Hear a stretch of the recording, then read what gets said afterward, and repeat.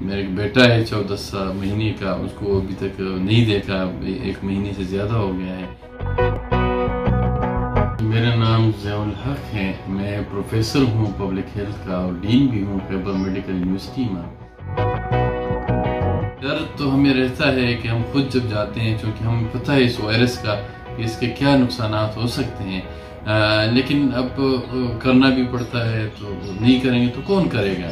तो इसलिए हम कुछ PPEs इन पर्सनल प्रोटेक्टिव इक्विपमेंट के साथ वहाँ पे गए हैं। घर वाले भी हमारे डरते हैं। मैं तकरीबन 4 हफ्ते हो गए हैं, मेरे घर वाले मेरे इनलाज के ससुराल में चले गए हैं।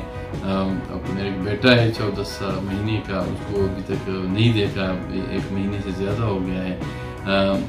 वो भी हमसे डरते हैं कि भाई इनकी वजह से हमें लग जाए, और हम भी कहते हैं कि नहीं है। तो हमने घर को भी कंट्रोल रूम सब बनाया हुआ है। कोई चाहे न चाहे तो हम बैठते हैं, हुकूमत न भी चाहे तो हम इनके पास जाते हैं।